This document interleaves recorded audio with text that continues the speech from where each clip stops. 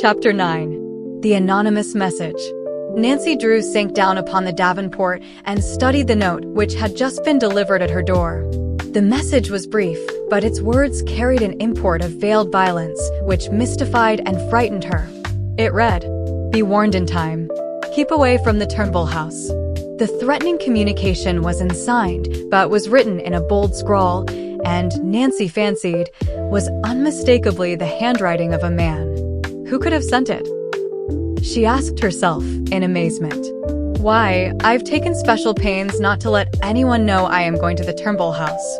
Even Hannah doesn't know I am to visit there. How could anyone have learned of her plans? Nancy Drew turned this question over in her mind as she sat propped up with pillows in a corner of the big davenport, the very picture of a pretty girl in a brown study over some naughty problem.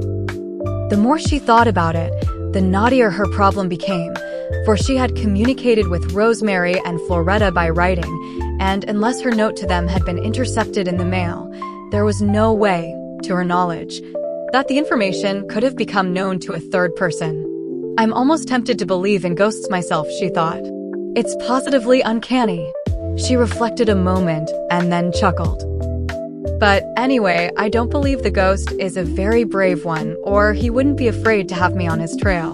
As she considered the possibility of danger connected with her visit to the old mansion, the smile faded from her face and all facetious thoughts about ghosts passed from her mind. The note had frightened her, but it had not deterred her in her purpose to do all within her power to solve the mystery surrounding the mansion. Nancy possessed the fighting instincts of her father, and it would take more than a threat to keep her away from the Turnbull house.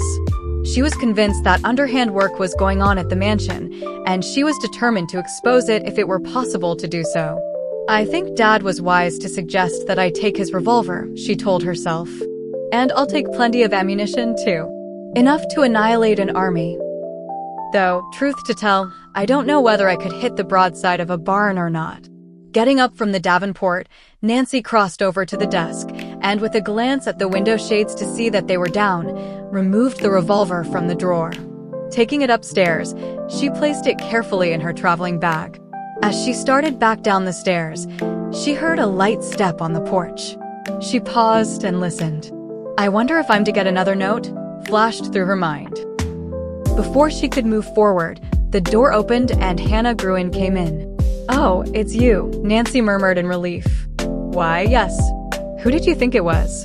Well, I didn't know, and Nancy smiled. I wouldn't have been much surprised if a ghost had walked in. A ghost? Hannah asked in alarm. What do you mean?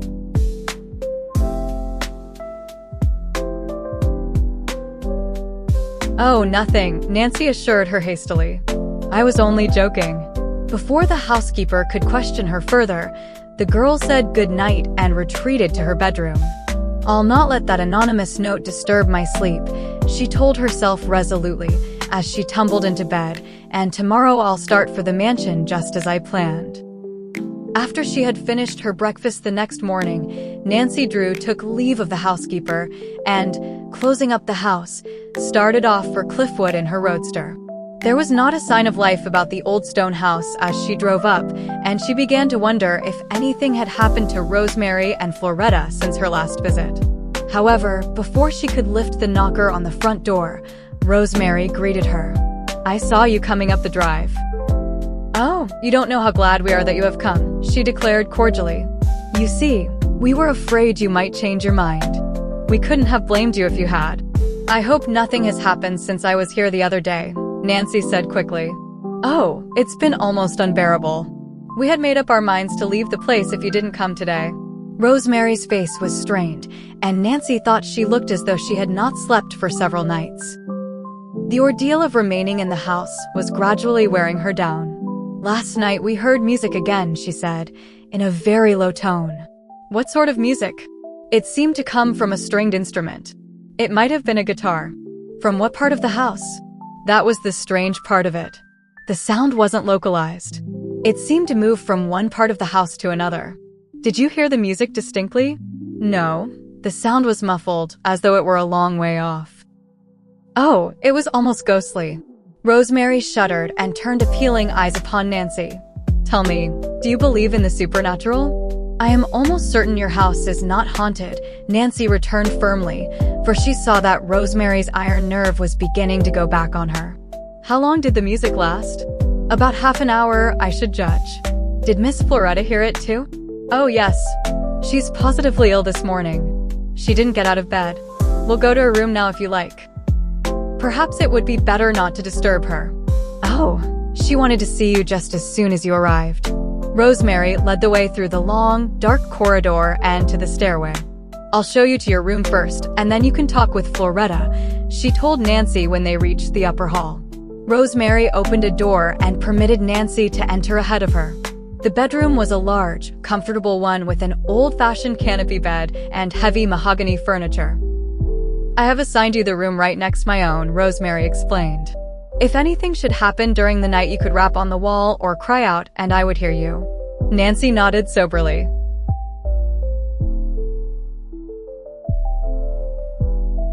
And the key is in the door, Rosemary continued. Floretta and I always lock our doors. I will lock mine too, Nancy promised. Are you certain you want to go through with it? Rosemary questioned anxiously.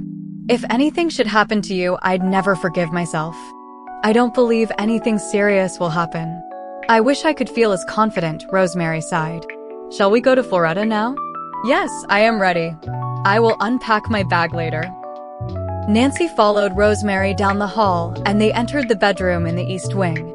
Welcome to the haunted house, Floretta murmured as a greeting to the girl.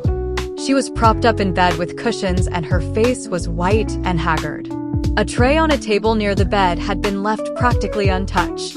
Floretta, you didn't eat your breakfast, Rosemary chided gently.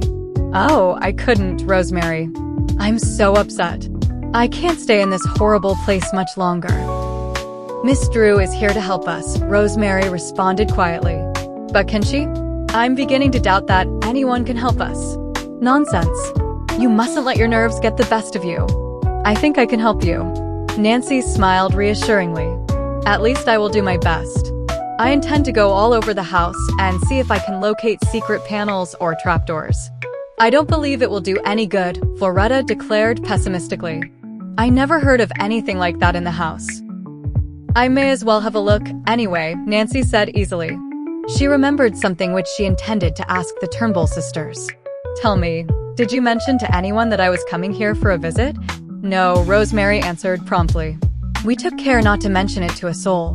Of course we talked about your note when it came, Floretta added. But we didn't let out a hint of its contents to anyone. Why do you ask? Nancy hesitated, then deciding that it could do no particular harm to tell the Turnbull sisters of the note she had received, she related what had happened the previous night. Someone warned you not to come here? Floretta gasped.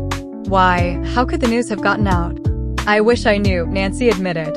It would seem as though the walls have ears. She lowered her voice. Even now, someone may be listening to every word we say.